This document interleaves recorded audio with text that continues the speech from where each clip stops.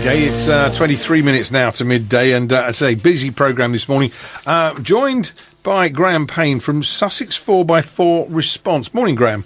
Good morning to you. 4x4 Response. Now, I've spoken to people from the ambulance helicopter and all that. That's a charity, and they're up there as one of the main sort of emergency services, and they're a charity. You get further down the line, and you're all charities, aren't you? Yes, we are a charity. We're very pleased to be a charity. We are a charity incorporated organisation, which means that we are registered with the Charity Commission. Yeah, and obviously there are many advantages of this. I'm just worried about all this. There's so much of what's provided by emergency services these days that is not actually government funded anymore. It's all charitable work, isn't it? It's frightening. That, unfortunately, is very, very true. As you're aware, in the media, everything is being cut back. So that's local councils, the emergency services, everything. Yeah. And even with a lot of councils, the charity funding is cutting down as well. So that's all the more reason why a volunteer charity like ours can be utilised for the benefit of the community. OK, well, let's get to the nuts and bolts of this, because you see lots of things on social media about this group, that group, and helping with emergencies and that. Yours is an actually officially accredited response unit, isn't it? Tell us a bit about it, where it came from, whose idea, and all the rest of it. It started off, first of all, about 10 years ago in East Anglia with all the floods and so on that they had over there. Yeah. And then that developed, so there is an organisation called National 4x4 Response, which basically covers every county in Great Britain, certainly in the mainland. Yeah. And then from that, there was South East 4x4 Response formed, which included Kent, right? As things then evolved further, back in 2011, Sussex 4x4 Response, as a separate entity, in other words, independent, but still part of National 4x4 Response, was set up. That went through ordinarily. And then we had a review of things and looked at getting the charitable status of a CIO. So is this basically a bunch of local people with 4x4 cars wanting to do a bit of good? Yeah, very much. Right, and we can do that in a variety of ways, not only through the Sussex Resilience Forum by assisting the emergency services, the NHS, utilities, etc., but also we do a lot of things to help other charities and other local organisations. Just to look at Uckfield in particular, right?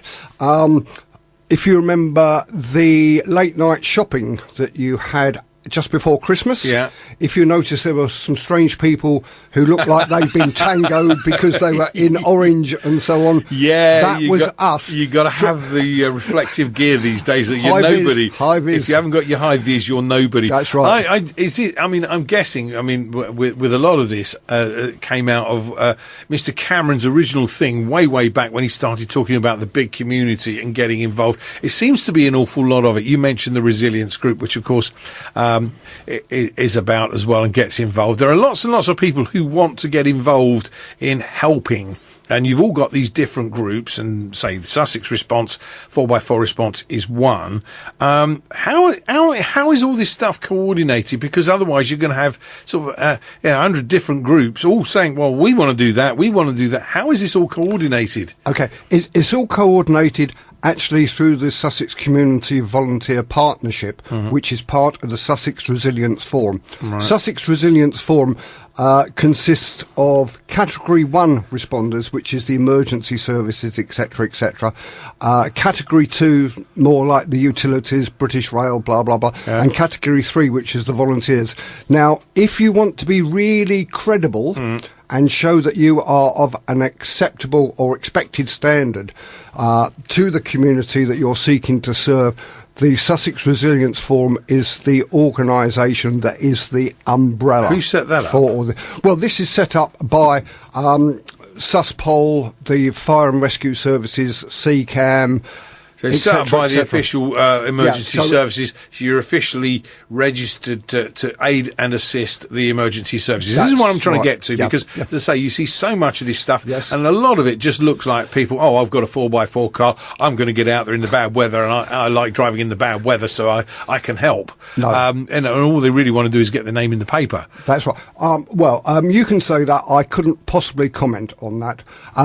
The Sussex Resilience Forum is the local resilience forum, all of which streams down from the Cabinet Office up in Downing Street, Whitehall, etc., etc. Yeah.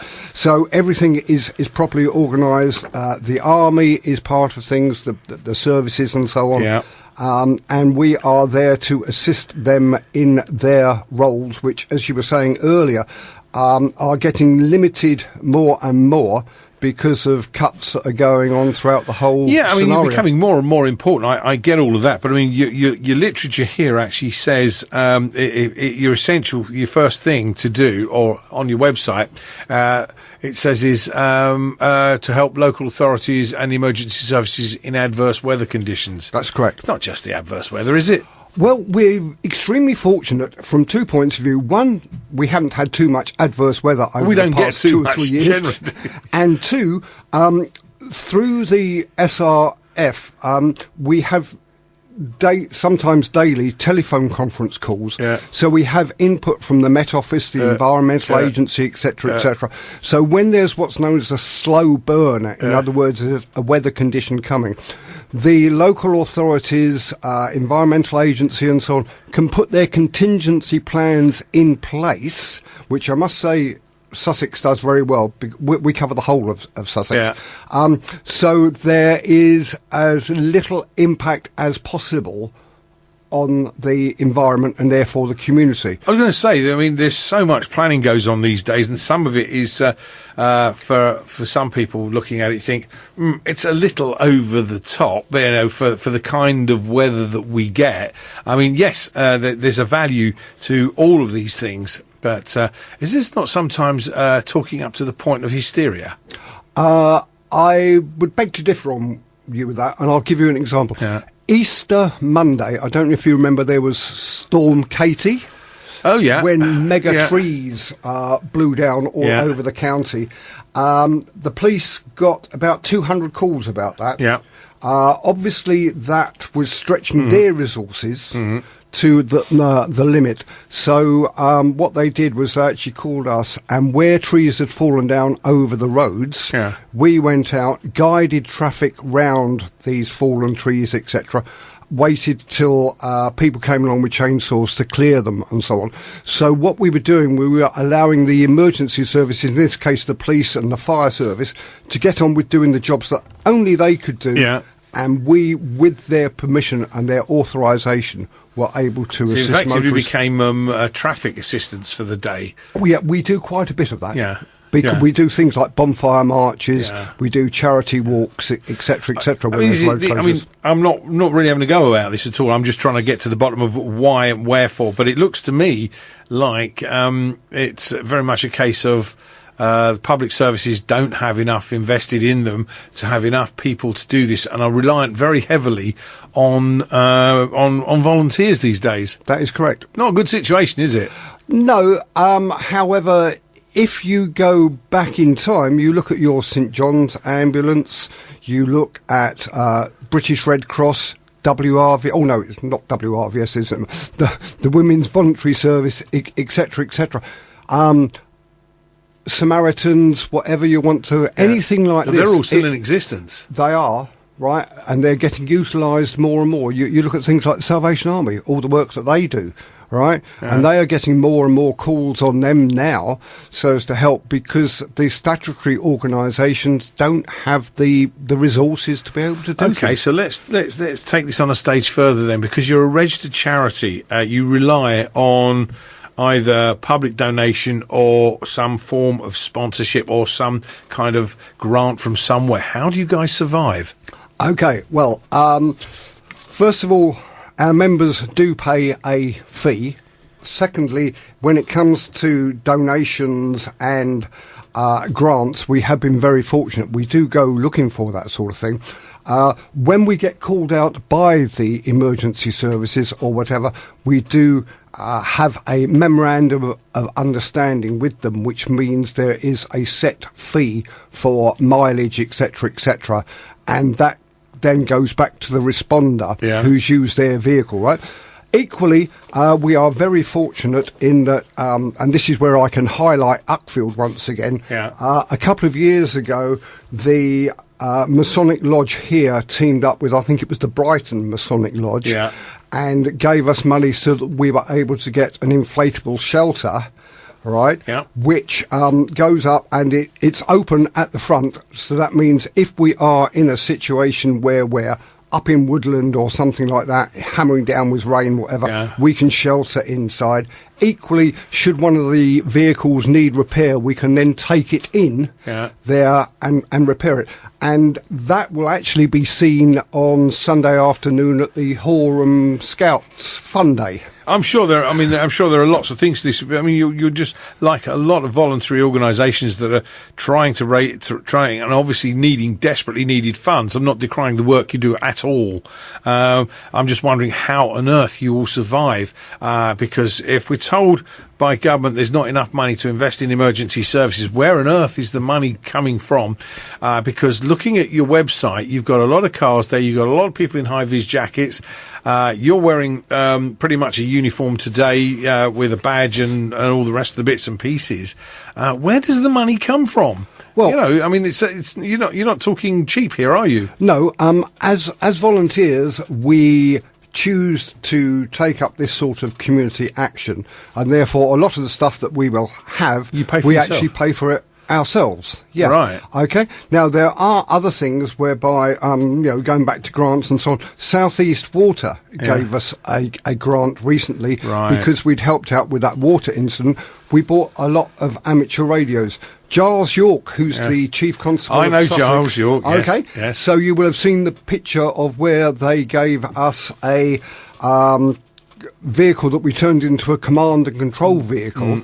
All right, that used to be one of those terrible transit type things that the police used to film your speed out of, right? And now we converted that into our command and control vehicle. Okay. So obviously our you're reasonably esteem, well funded. Our esteem is recognised by these organisations being so willing to give us this money. Now you got your funding. What qualifies you to be part of 4x4 response? I mean, what training do you have, or can anybody just turn up and say, "Look, I've got a 4x4. I want to get involved"? Okay, we would welcome anybody turning up, but it wouldn't be a case of simply joining like that. First of all, an assessment would be done of their driving skills, right, which is most important, because we're not gung-ho. We want to work within accepted parameters. Then if a member wants to go on to become a responder, there is various training that they can have, which includes communication side of things, how to use radios, etc., first aid, water awareness, things like responders and the law. So you have a training course, basically? Yeah, we do. How long? It's or is it ongoing? It's ongoing throughout the year, and then some of us also get into the situation where once we've done all that sort of training, we can then apply. You've got a to mugshot. Police responders, right? Okay, which means that will give us access into police stations. If, for example, as happened a few years ago, we're actually taking the police around because they haven't got the 4x4s to get around. Yeah, okay. So, I mean, you've got your place. I'm just trying to understand how it's grown, how it's come to be, and what kind of things are in place to make this a little more official. Because, as I say, for a lot of people, they see these things and it looks, for all the world, some of them look like it's just a bunch of guys with 4x4s just turning up and that. And, of course, this is not what you want it to be, is it? No. So is there a chain of command? Oh, yeah, yes. That sounds very formal. Oh, well, a structure. There is definitely a structure. We have 10 trustees, which is necessary because of being the CIO, all of whom are voted in by the membership. All right. I, for example, am a trustee and the Group Liaison Officer, so I'm the one who deals with all the Category 1 to the SRF, etc., etc. We also have training officer, we have events people, secretary, blah, blah, blah, memberships and so on. And we have officers who can help out with things as well. Then we have, if you like, the responders. We also have associate members, because this is not boys' toys, as people think. That's what I wanted to get to. Right? That's what I wanted to get to. It is not boys' toys. One, because we expect a certain standard to be maintained when people are out. And two, we especially want lady drivers as well. The reason for that is, if the faeces was to hit the fan and the snow come down and the water come That's one up, way of putting it. Yes. I do try and be polite. That was very polite. I'm glad you went down that road. Yes. And you have a cancer nurse, a palliative care nurse, who needs to get from a hospital out to a vulnerable elderly patient who is dying with cancer. She might prefer to have a lady driver in a small Suzuki Vitara than some of our people that you can see on here, built like a brick outhouse. It's driving a Hummer. Big Machismo stuff, isn't it, really? No, not totally. Well, yeah, it is. You've just described it as that, actually. But No, I was offering an alternative. I got the point. So, are you looking for volunteers? Always. Okay, right. So anybody interested, how can they get in touch with you? Well, obviously through the website, which you can find quite easily, and that, of course, is www.Sussex 4x4response. Sussex 4x4response.co.uk, is it, or .org? .org, which is Sussex 4x4 response, and I'm guessing that people can get in touch with you via that. That's right. I'm a little wiser as to all this stuff, and I'm glad we've sorted some of the wheat from the chaff, so to speak. Good. And you're an official body and all the rest of it, and congratulations on the work you do. Thank you. And long may you continue. For now, thank you. Graham Payne, thank you so much.